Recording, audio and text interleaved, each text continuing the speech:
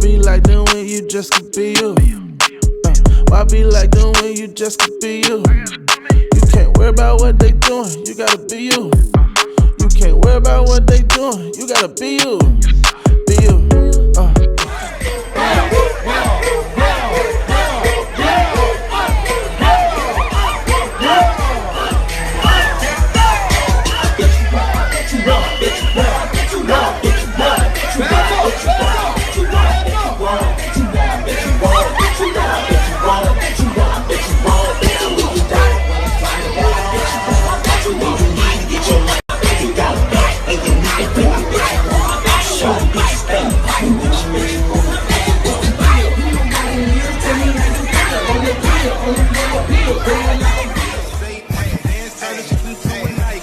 Yes. Whoa, wait, what? Where do you get those pants? Famous Amos? No. That's not Famous Amos. That's Famous Amos. No, it's not. Yes, it is! Oh my goodness. Viral. Look at him go. All the moves. He doesn't even know those people.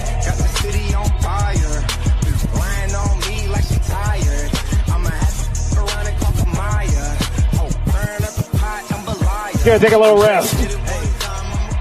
Ladies and gentlemen, Famous Amos in the house. Good evening, and welcome to another episode of the BU Podcast. Thank you for joining us. I'm here today with Famous Amos. Yes, ma'am. For I Bet You Won't. I can't do the dance, but I like it. Okay. All right. So why don't you tell us a little bit about yourself and how you got started? Okay, so I'm from Memphis, Tennessee, North Memphis, Smoky City. Okay. Northside High School, went to middle school at Snowden and Bellevue. I kind of got my start. Well, I started doing stand-up in 2003 officially. First time I ever picked up the mic and tried to do comedy. Now I have always been a class clown, one most wittiest in every school I ever attended, and it was kind of something that was natural with me, you know. I did at the time when I was younger, I didn't know I can actually make a career out of it and actually get paid from it until I started, you know, diving into the Def Comedy Jams and the Comedy Group and stuff like that. Okay. So when I really, you know, dialed in and said, hey, this is my biggest talent, let me go ahead and pursue this, that's when I started, you know, taking it serious. So 2003 is when I very first got introduced to the comedy world. Okay. Mm-hmm. So what brought the I Bet You Won't on? So okay, by me being a natural comical person, it was a dance in Mississippi. I attended Mississippi Valley State University. That's why I went to college. It was a dance called the Mohead Swag, which my homeboy, his name is Hardhead. He used to be drunk all the time. Mm-hmm. He was a club and do this little weird little dance. Mm-hmm. And by, you know, like I said, by me being a comic, I used to make fun of the dance. Mm-hmm. And imitate it and do my own version of it. And my version was so hilarious, people used to just always want to see me do it. And I think around about 2016, my hype man, which is my DJ, he was like, man, you need to start doing that dumb ass dance in random ass places, man. That shit's stupid funny. Mm. And I started doing it, you know, and it caught fire just out the blue. Like we wasn't even expecting to do that. Mm-hmm. Yep, and it just grew like that. Okay. So you are your own company, your own brand. Yes, so ma'am. What would you tell someone that wants to get into the entertainment business? You're finna lose a lot of sleep. About to lose a lot of sleep, but it take a lot of, you know, branding, a lot of marketing, because, you know, there's so many entertainment groups out there. You know, there's a lot of people who are doing the same exact thing. So the number one thing you want to, you know, understand is what's going to set you apart from all the other entertainment companies. Like, what do you bring different to the table? And, you know, with my content, my brand, my marketing, you know, I don't do what other people do on the internet. If you pay attention to my skits, I do a lot of, you know, unordinary things, mm-hmm. you know. So, yeah, being different and being, you know, marketable, I think that's what you mainly need to focus on. Okay. So if you could have given yourself a piece of advice or some knowledge when you got started, what would that be?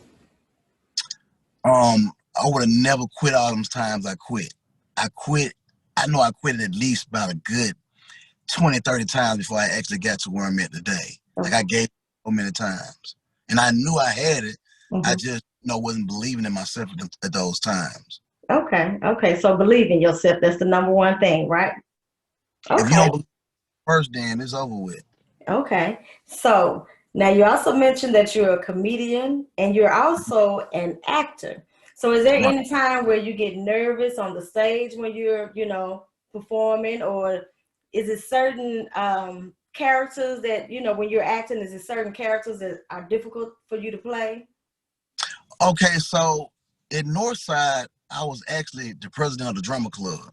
Okay. So I had already had, some type of acting, characteristics or whatever. Now, people might find it strange when I tell them this, but I get nervous in front of small crowds. But big crowds, it's the total opposite. Like it does something to me. It's like a drug. I just recently did a comedy show, me, DC Young Fly, Desi Banks, and Carlos Miller at Tunica, the Power Battle Arena. 2,000 plus people. I lost my mind. I lost my mind. So it's naturally for us, even we've been doing it for years. I've been doing it over 15 years. It's naturally for us to be kind of nervous, when you hit that stage. It's just, I don't think you can ever shake that off. Okay. So a crowd gives you that adrenaline. Yes, a crowd give me a rush out this world. Okay. All right. What projects are you currently working on that we need to look out for? Well, I'm currently working on my own movies right now. The TV show we got in the making right now. It's gonna be like a little sitcom or whatever. And a little talk show we're doing. I just currently opened up a restaurant in Mississippi called Southern Satisfaction. Me and my hype man iPod and a few other people. We're about to franchise that as well, and move around with it. It's a lot of things, man. A lot of things. I did a lot of work with a lot of networks, and I just right now want to just currently just do everything independently. Okay. Yeah. Okay. So, what's the name of your restaurant again? Southern Satisfaction. Southern Satisfaction, and it is open as of now, right? Okay. So I want our listeners to go and check you out. Take some of the good food. Okay. So how can we contact you if anyone wants to book you? You go through my booking agency. You can find it on my IG page, which is Famous Amos _so funny. You can find it also on my Twitter and Facebook too. My Twitter is Famous Amos Funny, one word, and my Facebook, Famous Amos, 2 words. Okay, great. So are there any final thoughts? My final thoughts would be, just keep pushing. Whatever it is that your dreams is, your goals, like keep pushing. I tell people all the time, the only way you can get fired from what you love to do is if you quit. Okay.